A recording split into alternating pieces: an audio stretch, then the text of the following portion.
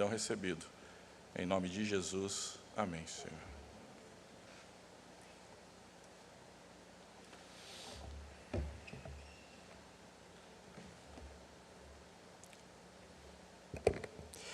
Convido você a abrir sua Bíblia comigo no livro de Josué, capítulo 24, os versículos 14 e 15. Josué, capítulo 24, os versículos 14 e 15. Nós vamos ler esse texto, e eu quero que você permaneça com a sua Bíblia aberta nesse texto. Eu vou ler, depois que eu ler esse texto, vou ler um outro texto no Novo Testamento, que é a primeira carta de Pedro, os versículos de capítulo 2, de 9 a 10. Mas eu vou me ater a esse texto de Josué. E ao falar sobre texto essa manhã, considerando a nossa campanha, Minha Família aos Pés da Cruz, eu pensei em conversar com você pensando sobre uma pergunta. E a família, vai bem? E a sua família, vai bem? Josué capítulo 24, versículos 14 a 15. Agora, pois, temei ao Senhor e servi-o com integridade e com fidelidade. Deitai fora os deuses aos quais serviram vossos pais da além do Eufrates e no Egito, e servi ao Senhor. Porém, se vos parece mal servir ao Senhor, escolhei hoje a quem servais.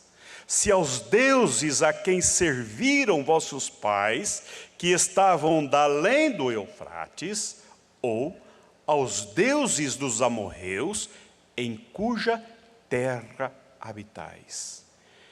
Eu e a minha casa serviremos ao Senhor.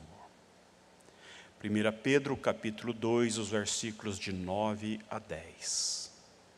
Veja a leitura, acompanhe-me. Vós, porém, sois raça eleita, sacerdócio real, nação santa, povo de propriedade exclusiva de Deus, a fim de proclamardes as virtudes daquele que vos chamou das trevas para a sua maravilhosa luz. Vós sim que antes não erais povo, mas agora sois povo de Deus, que não tinhas alcançado misericórdia, mas agora alcançastes misericórdia. Senhor nosso Deus e nosso Pai, já falaste conosco de tantas formas nessa manhã. Já falaste através do coral, através dessa música tão linda, através das crianças, através do testemunho, através das orações. Deus, o Senhor é bom. O Senhor se comunica com teu povo. Agora estamos aqui diante desse texto, Senhor. Pedimos a bênção do Senhor para que nos dê ouvidos de eruditos. Fala conosco, Senhor. Fala conosco nesse tempo tão aprazível, tão agradável, quando o teu povo reunido com as nossas famílias, nossos filhos, netos aqui, precisamos ouvir-te uma vez mais, Deus. Pedimos tua bênção em nome de Jesus. Amém. E a família, vai bem? Meus irmãos e minhas irmãs, a família é o palco onde os grandes dramas humanos acontecem. É na família que sofremos as piores dores. Sofremos perdas profundas na família. Sofremos da incompreensão tantas vezes. Sofremos traição, sofremos a ira, sofremos a separação. Sofremos de saudades, sofremos também as piores decepções. A família, por conta dessa nossa vulnerabilidade emocional, esses vínculos viscerais, as crises da família solapam a nossa alma, entristecem o nosso coração, causam muitas vezes dor, choro, pranto. mas é também na família que celebramos as grandes conquistas. Celebramos o nascimento, celebramos nossas conquistas, celebramos o amor, celebramos os avanços, celebramos a alegria, a esperança, a vitória.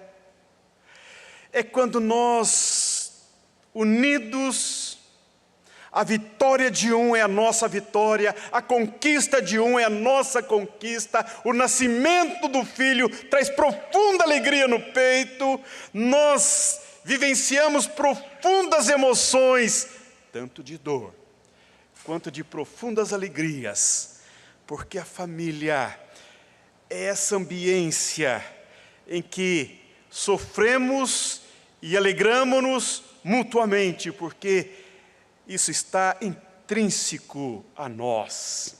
E assim nós forjamos a nossa identidade a partir desses vínculos viscerais, desse relacionamento profundo, que ora dói e ora nos alegram profundamente, mas ambos nos impulsiona para a vida. É na família que aprendemos a amar. É na família que aprendemos a perdoar.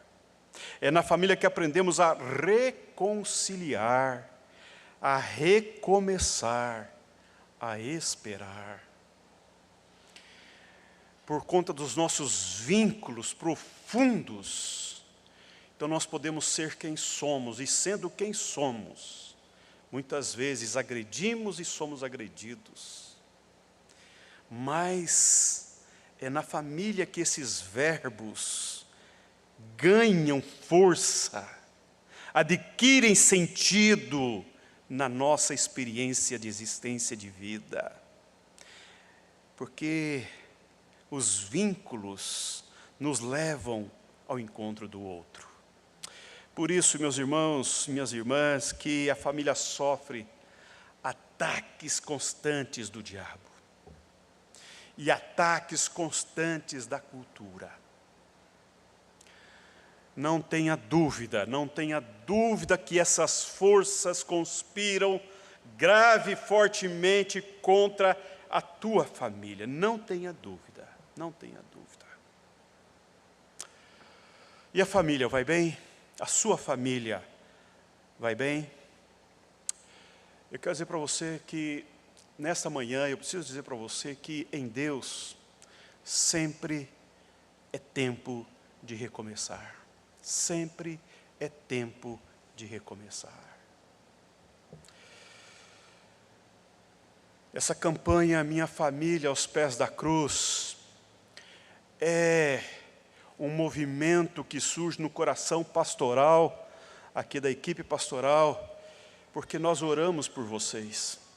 Nós oramos pelos nossos irmãos, pelas nossas irmãs, acompanhamos alguns dramas, algumas lutas, celebramos com vocês algumas conquistas, algumas vitórias, celebramos e sofremos porque somos uma família de famílias.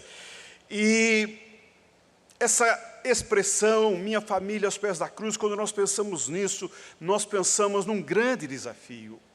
Um grande desafio que deve incomodar o seu coração de pai, o seu coração de mãe, o seu coração de filho, o seu coração de filha, o seu coração de neto, o seu coração de avô, de avó, enfim, você que convive na família, que sofre a família, que vivencia essas experiências profundas da família.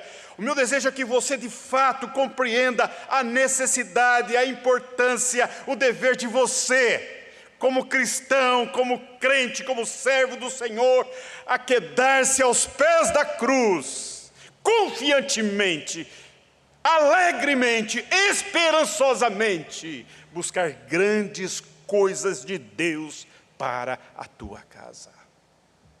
Não esperar, não procrastinar, não deixar para o pai, não deixar para a mãe, não deixar para a avó, não deixar para o avô, não deixar para o filho, não deixar para o neto. Você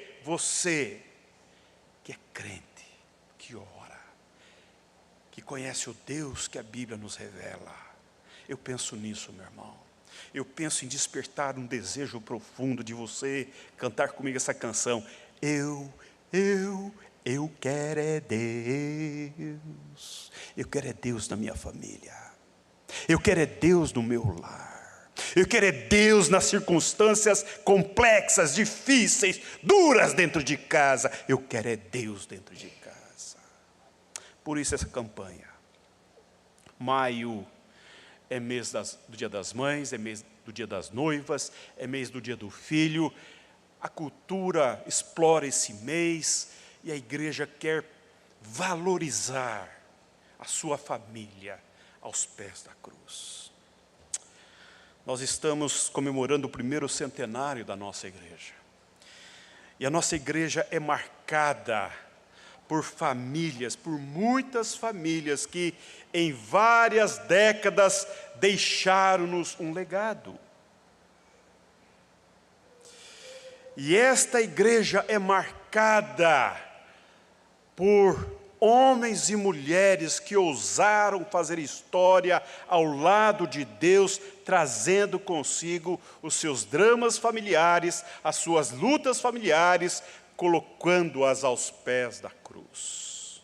Meus irmãos, esse texto que lemos de Josué é um texto que fala de um processo de transição.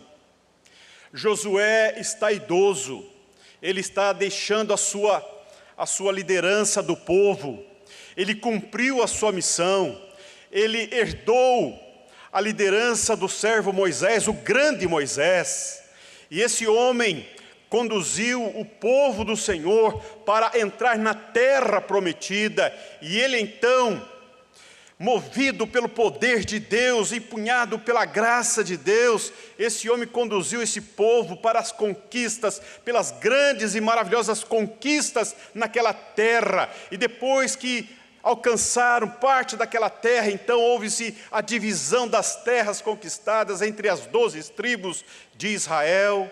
E agora, já idoso, cansado, ele está declinando já da sua idade, entendendo que há outros processos que hão de acontecer. Ele então convoca um santo ajuntamento, ele convoca uma assembleia, e nessa assembleia, solenemente diante de Deus, Josué desafia o povo de Deus a definir claramente como deverá ser o novo tempo do povo de Deus nesse momento de transição.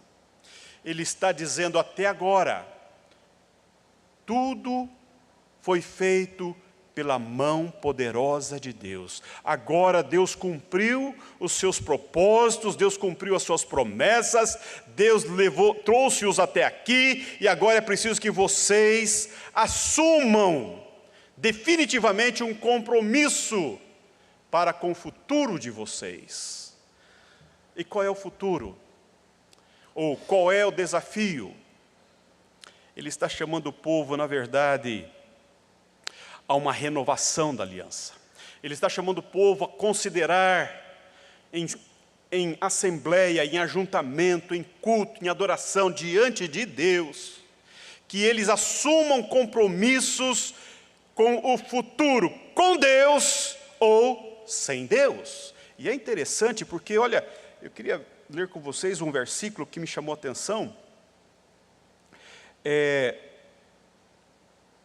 Ele vai dizer, olha o versículo 15.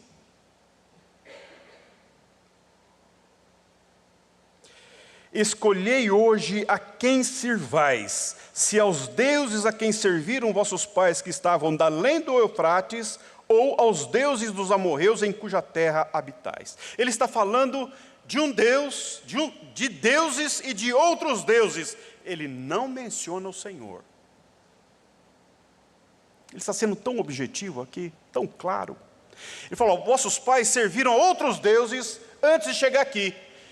E agora vocês estão numa terra que há outros deuses. A pergunta é, vocês vão servir aos deuses dos vossos pais, ou vocês vão servir aos deuses dos amorreus em cuja terra habitais? Essa é a pergunta. Ele não inclui o Senhor nessa conversa. Percebe? Por que ele faz isto? porque Ele conhece o coração do povo. Porque, meu irmão, minha irmã, quando nós decidimos, quando nós compreendemos, quando nós entendemos que nós pertencemos a Deus, que nós somos de Deus, que a nossa vida está entrelaçada com o Deus a quem amamos, a quem servimos, não há espaço para outro Deus.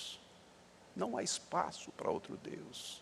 O apóstolo Pedro, escrevendo para a primeira igreja, a igreja do primeiro século, a igreja que estava sendo solapada numa cultura muito de sofrimento, era um povo que amava ao Senhor em Cristo Jesus, mas que estava sendo agredido pela cultura, violentado pelo poder romano. Ele vai dizer assim: vós, porém, sois raça eleita, Deus elegeu vocês, sacerdócio real, vocês servem ao Deus que é rei, vocês são nação santa, vocês são povo de propriedade exclusiva de Deus.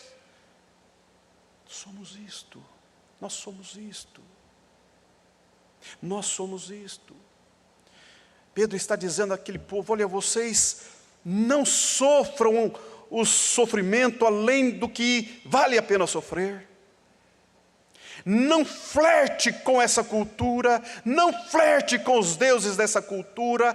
Vale a pena vocês fixarem os olhos em Deus, vale a pena vocês olharem o grande privilégio que vocês têm como povo de Deus, de pertencerem a Deus, de serem de povo exclusivo de Deus. Josué está dizendo para eles: olha, vocês precisam pensar. Vocês precisam pensar.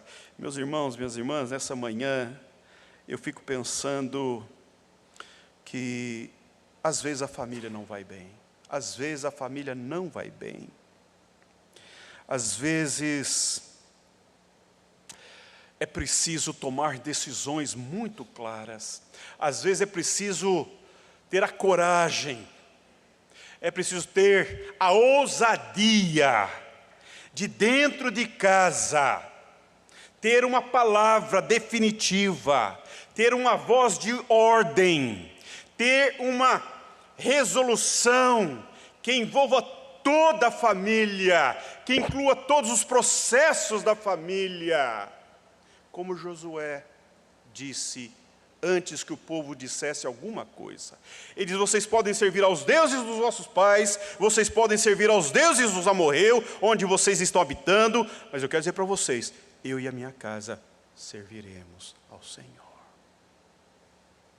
Aí o povo vai dizer: não, longe de nós. Na verdade, toda essa expressão tem a ver com um chamado à consagração. É um chamado a dizer: Senhor, eu sou teu. A dizer: Senhor, a minha família é tua. Senhor, o meu casamento é teu. Os meus filhos são teus. Os meus bens são teus. O meu futuro está em tuas mãos. É uma palavra, exige uma palavra de rendimento, de consagração, de declaração de pertença. Deixar claro, deixar óbvio, deixar registrado em palavras, deixar patente a todos quantos caminham dentro de casa: nós serviremos ao Senhor, nós nos consagraremos ao Senhor. Porque, meu irmão, minha irmã, não tenha dúvida que haverá tempos difíceis, e você sabe bem do que eu estou falando. Haverá tempos terríveis, tempos complexos, tempos difíceis. Às vezes as tempestades solapam, às vezes os ventos batem forte, às vezes a crise se instala, às vezes o ódio vem contra as suas estruturas familiares. Às vezes o diabo bate forte entre uma fraqueza da família. Outras vezes as fragilidades, as inconsistências familiares trazem uma implosão dentro de casa. E então é preciso ter base sólida, consistência firme, chão firme para saber onde começar, a quem recorrer, onde firmar-se. E esta é a beleza do Evangelho, essa é a beleza da palavra de Deus, essa é a beleza do cristão. Nós temos essa mesa, hoje nos está proposta. Essa mesa revela o grande compromisso de Deus com o seu povo. Essa mesa revela o grande amor comprometido de Deus com você e com a sua família. Deus foi as últimas consequências para que você pudesse ter vida nele. Nele. Ele é o alicerce, Ele é a rocha firme, Ele é a pedra angular, Ele é a base onde depositamos a nossa família e a nossa esperança. É Cristo Jesus. Veja o que Josué vai dizer no versículo 24, o capítulo 24, versículo 14. Ele vai dizer: agora, pois, temei ao Senhor. Quero dizer para você que temer ao Senhor significa reconhecer a Deus como supremo Criador e adorá-lo como Deus único e verdadeiro. Temer ao Senhor implica necessariamente conhecê-lo. Eu não posso temer quem eu não conheço. Eu conheci minha mãe, eu conheci meu pai, e eu os temia, porque eles exerciam autoridade sobre mim, porque eles cuidaram de mim, porque eles me sustentaram por longo tempo, porque eles me deram todos os recursos para que eu pudesse me viabilizar como pessoa, me deram um lar, me deram uma família, me deram uma cama. Ou seja, eu os conheci, não apenas cognitivamente, não apenas de ouvir falar, mas de sofrê-los, de acolher, de abraçá-los, de ser abraçado, de ser tocado, de ser acarinhado, de ser sustentado. Esse conhecimento. Temer a Deus tem a ver com um desejo profundo de conhecer esse Deus que se revela nas Escrituras. Por isso que Josué vai dizer, se vocês não conhecem o Deus que nós conhecemos, então você pode optar entre esse ou entre aquele. Mas eu sei, minha família sabe a quem servimos. Nós servimos o Senhor, porque nós o tememos, porque nós o conhecemos, porque nós temos história com esse Deus. Esse Deus é fiel, esse Deus é poderoso, esse Deus é sustentador.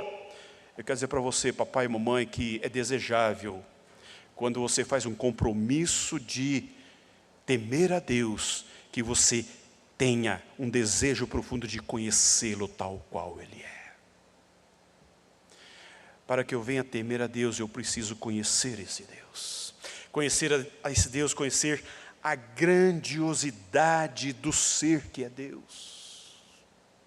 Não é saber apenas cognitivamente que Ele é infinito, que Ele é poderoso. Não é suficiente saber que intelectualmente esse Deus é onipotente, onipresente, onisciente.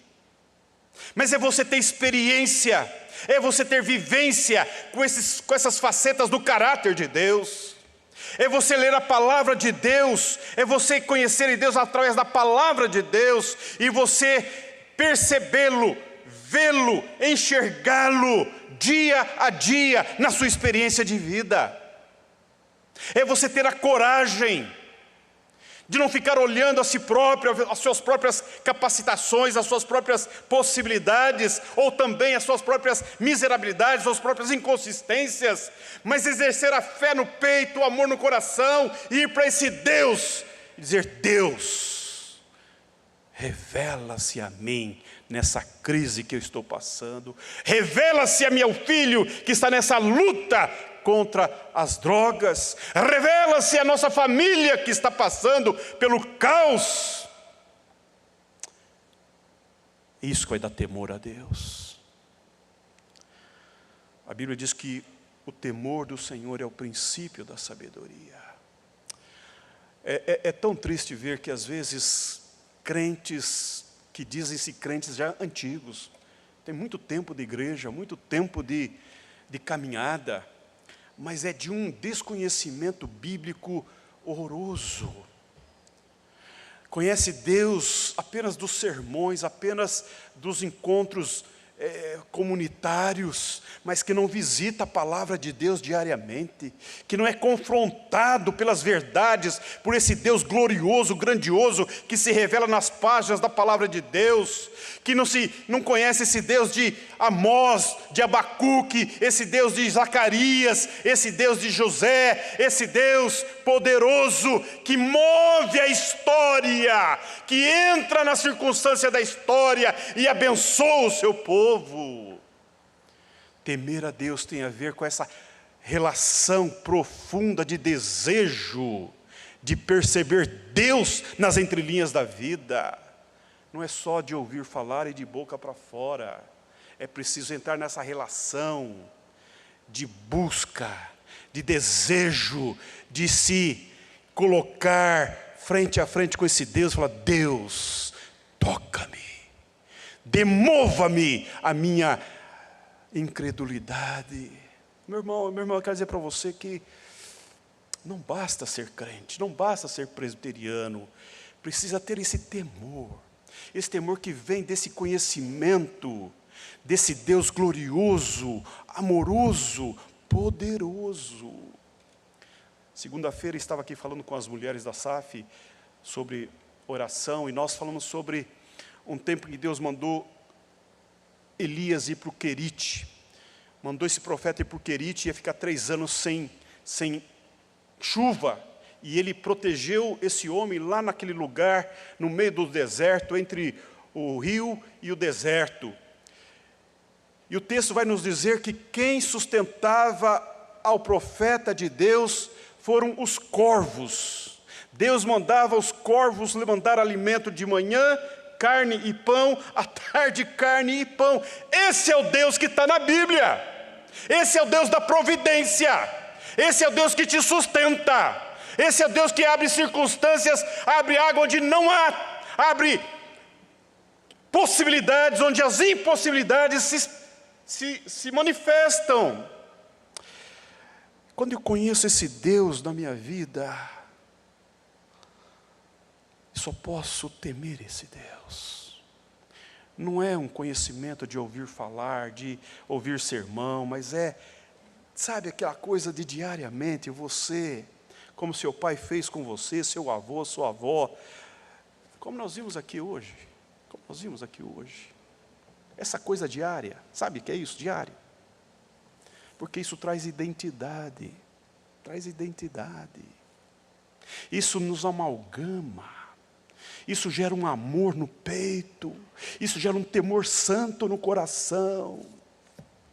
Quando nós nos expomos à palavra de Deus, Deus nos encontra, Deus nos acha, Deus vem ao nosso encontro, e esse encontro é glorioso, Ele é poderoso, porque Ele quer revelar-se a você e a mim. Por isso que Josué está dizendo: nem é esse Deus e nem é aquele Deus que eu sirvo o Senhor dos exércitos, porque eu o temo. Então, temer a Deus tem a ver com reconhecer a sua presença diariamente na sua vida. Não viver como um alienado, não viver como alienada, não viver como alguém que não tem noção dos atos maravilhosos diários de Deus sobre você. Há cristão que tem a capacidade de pular da cama de manhã e não curvar-se e dizer: Deus, muito obrigado pela noite de descanso. Vai dormir à noite, não tem a coragem, não tem a alegria de dobrar o joelho e falar: Senhor, muito obrigado por este dia. Como assim? Desculpa, meus irmãos, mas para mim essas coisas são tão complicadas. Porque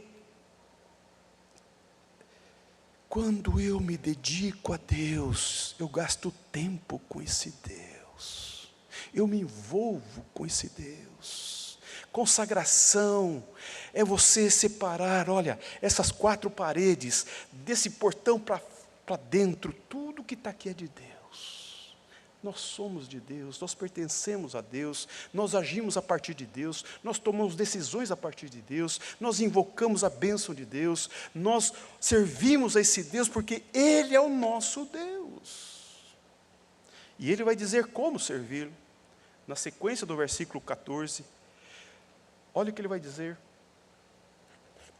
Perdi aqui o texto. Sirvam-no com integridade e fidelidade.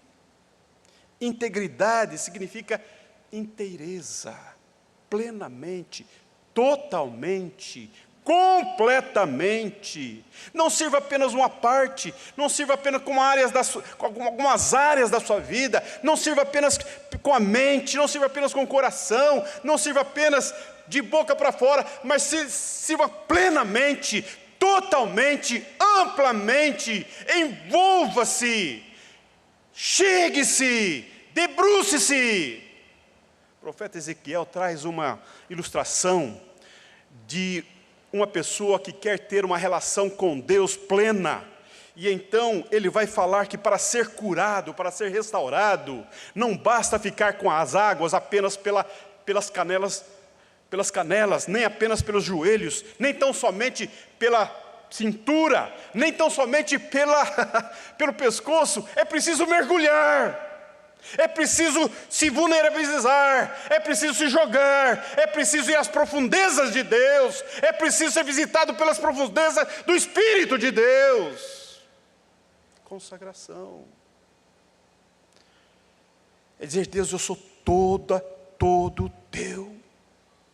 Eu sou mais teu do que da minha esposa, eu sou mais teu do que dos meus filhos, eu sou mais teu do que do meu ministério. Aliás, o meu ministério vem do Senhor, a minha vida vem do Senhor, o meu casamento vem do Senhor, os meus filhos são heranças do Senhor. É o Senhor que eu sirvo, é o Senhor que eu amo, plena, totalmente, integralmente. O meu irmão, que às vezes para você faz uma grande diferença na tua vida. Às vezes as coisas em casa ficam tão difíceis, não é? E a gente nem sequer se lembra de pegar a palavra e falar: vamos ver o que Deus tem para falar para nós nesse tempo. Liga para o pai: ô pai, o senhor pode vir aqui orar por nós? Liga para a avó: vó, precisamos da sua ajuda aqui, vó.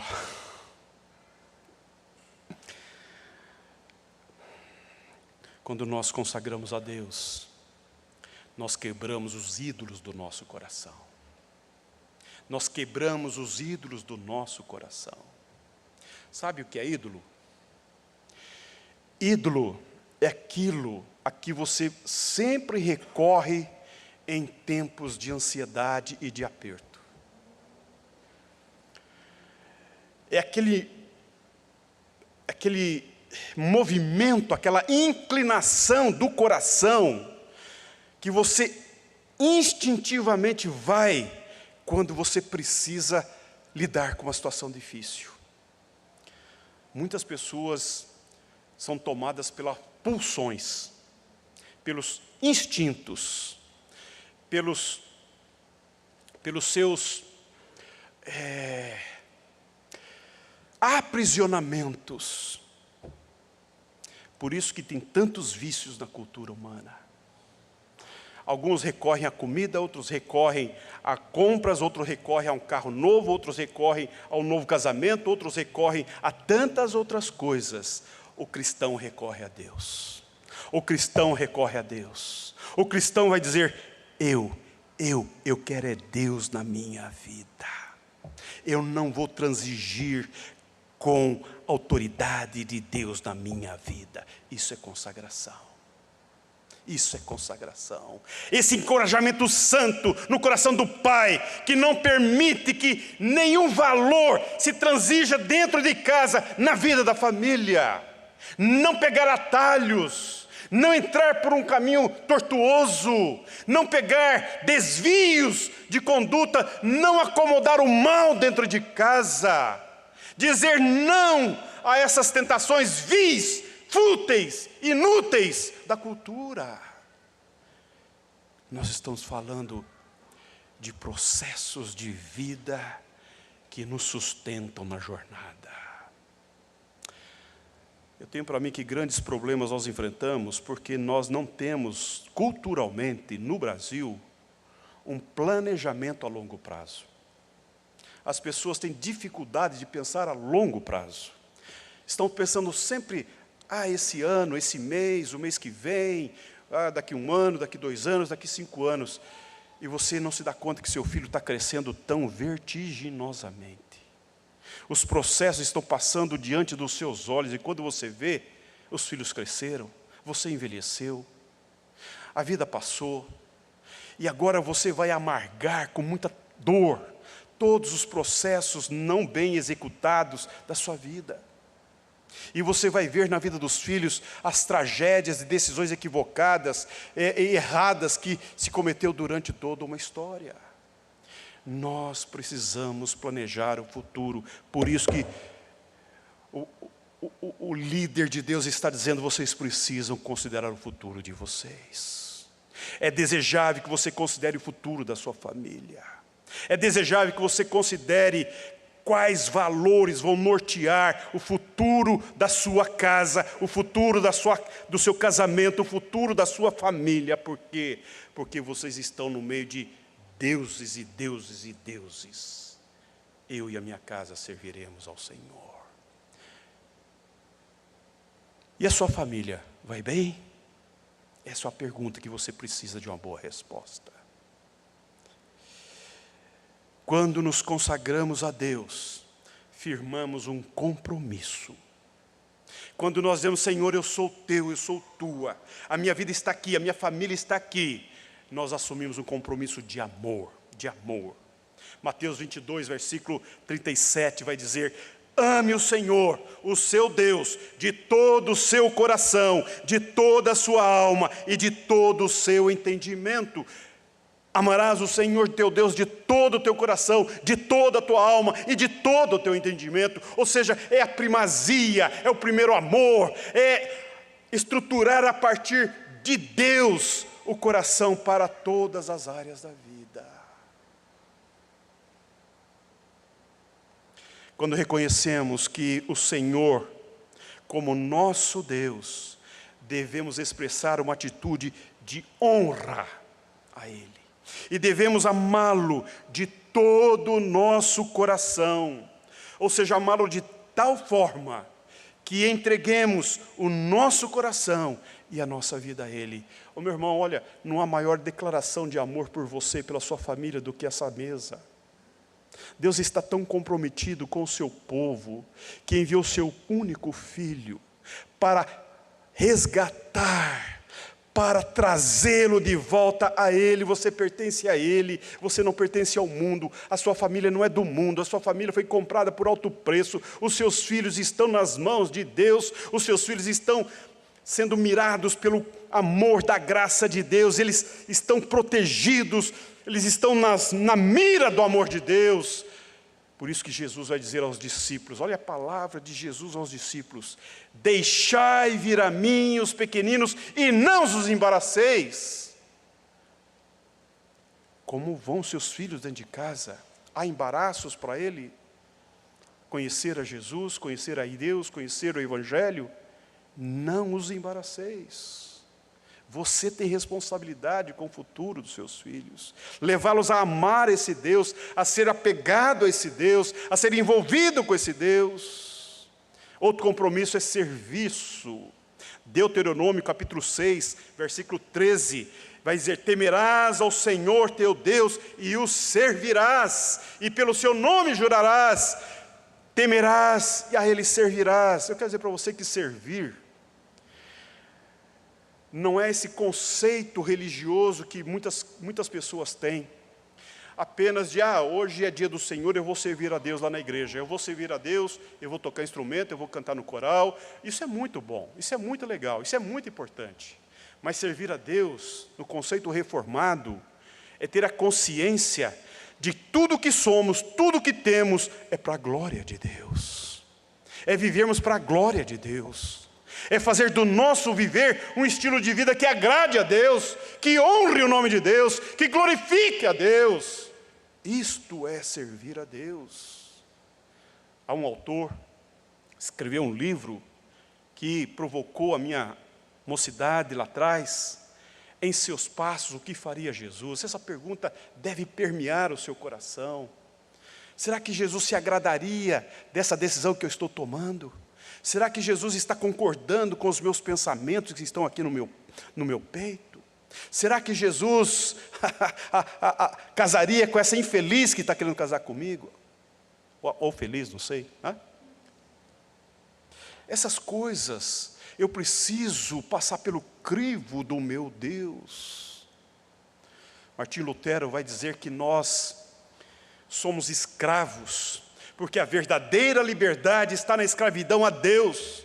Quanto mais eu sirvo a Deus, quanto mais eu tenho essa identidade de pertença a Deus, quanto mais eu sou submisso a Deus, mais liberdade eu tenho, mais vida eu tenho, porque a minha vontade está sendo colocada à vontade dEle.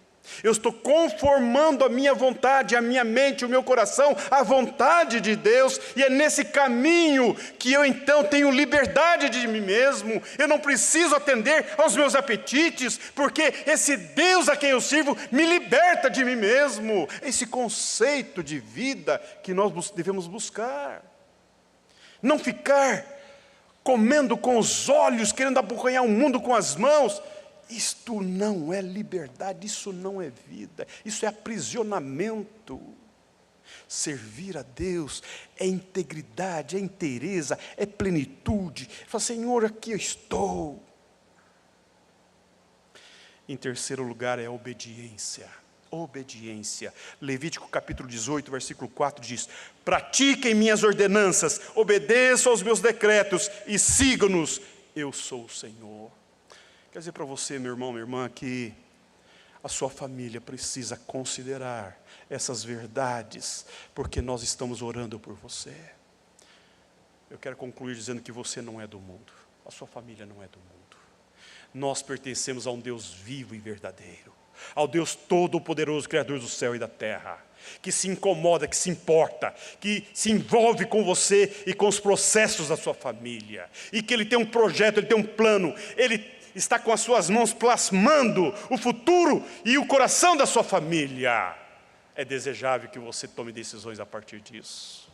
Culto é tempo de reposicionar-se. Culto é tempo de tomar decisões, de reconsideração, de perceber onde que a família não vai bem, em que áreas que a família não vai bem, e dizer, Senhor, me arrependo, quero retomar aqui, Senhor, quero voltar aqui, Senhor. Quero dizer para você que, além desses compromissos todos, existe também adoração, louvor, exaltação, fidelidade, entre tantos outros. Quando eu penso em uma família aos pés da cruz, eu penso um povo que reconhece as suas precariedades, que reconhece as suas necessidades, que tem percepção dos perigos que rondam a casa, que rondam os relacionamentos, que tem inteireza, é ativo nos processos do lar e toma iniciativas graúdas de fé diante de Deus. Quando eu penso minha família aos pés da cruz, eu penso em homens, em mulheres, em pais, em crianças, em adolescentes, em jovens, em idosos, que compreendem que tudo está nas mãos de Deus e tudo depende de Deus. E então nós oramos, e então nós clamamos, e então nós convidamos o cônjuge, convidamos os filhos, convidamos todos para participar desse processo de dedicação, de busca e de clamor diante do trono da graça de Deus. é onde as coisas se dão, meu irmão, é no trono da graça de Deus, aquele que tem o nome acima de todo nome. Ele tem autoridade sobre todas as circunstâncias que envolvem o teu lar, a tua casa e o futuro da sua família. O povo de Deus sabe a quem buscar. O povo de Deus sabe onde recorrer em tempos de aperto e a quem celebrar em tempos de alegria. Que Deus abençoe você. Que Deus abençoe a sua família. Eu quero convidar você a se preparar para a mesa do Senhor enquanto ouvimos o coral.